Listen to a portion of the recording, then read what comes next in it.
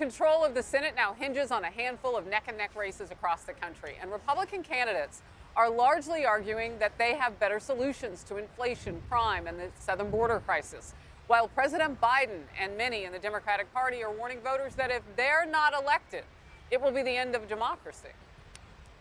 Americans believe our democracy is at risk, that our democracy is under threat. Democracy itself is on the ballot.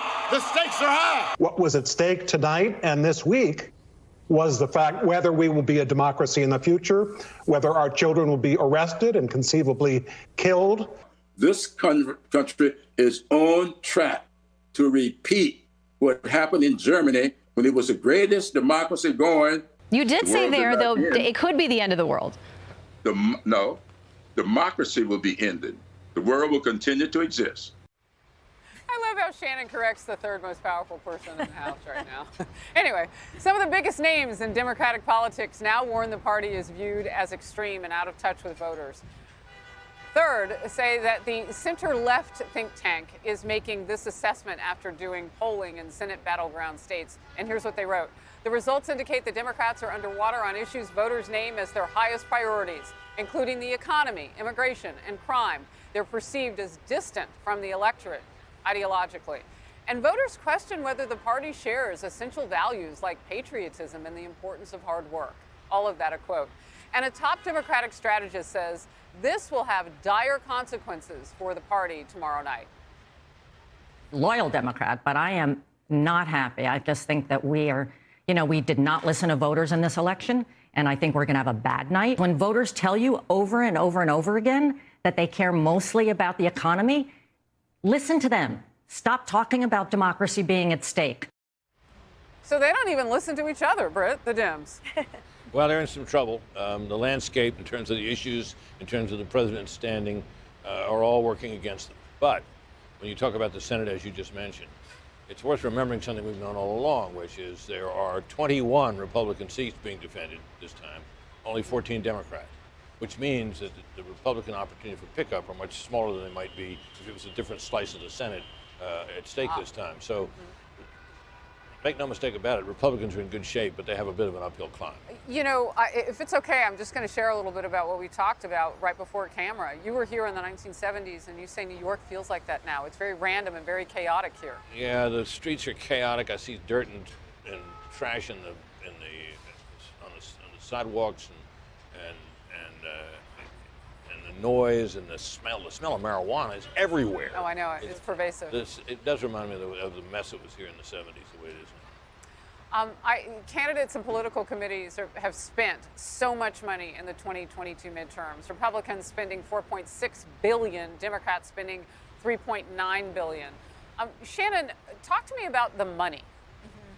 Yeah, it's astronomical. When people hear those numbers and they know right now for them, just trying to get their groceries purchased, fill up their gas tank, and just manage their own household budget, and they see numbers like this, they start to think, why are people spending so much money to hold on to power when what they're doing in Washington is not working for me right now?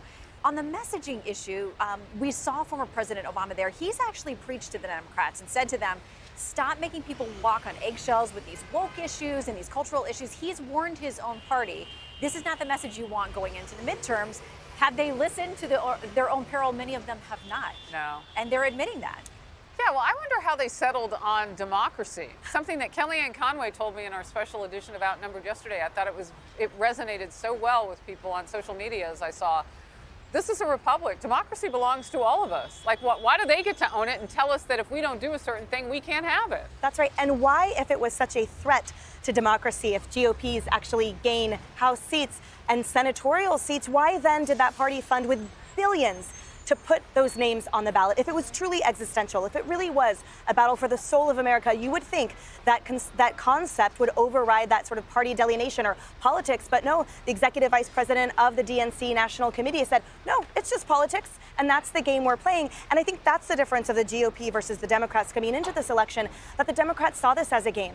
But Republicans the entire time did not. They listened to the American people. They listened that the economy and inflation was number one, that crime was up there, that the erosion of the quality of life in these major urban cities, as led under blue flags, has absolutely deteriorated. And it seemed that this administration never once said, I hear you. Or even, I'm listening. But instead, they said, here's how you should vote.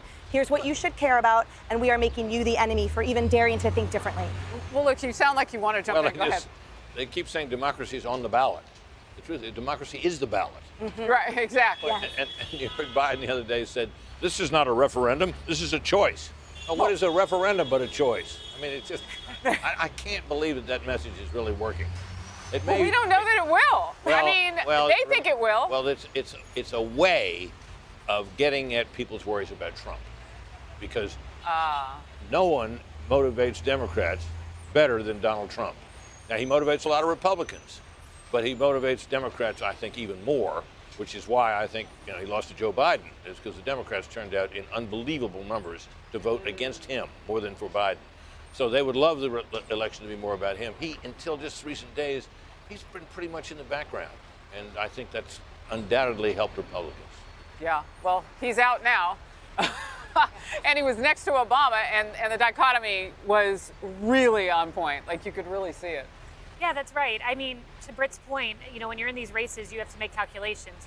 Alan Fung in Rhode Island, who we're having tonight on Fox Nation, he's on the verge of becoming the first House candidate to win in Rhode Island in 20 years and win that district in 34. And he did so by focusing on the issues. Other places, President Trump was brought in, Ohio, for example, tonight. So these candidates have to be strategic in that calculation. One thing I would say is this democracy dying is the new defund the police. We saw in 2020 defund the police backfired.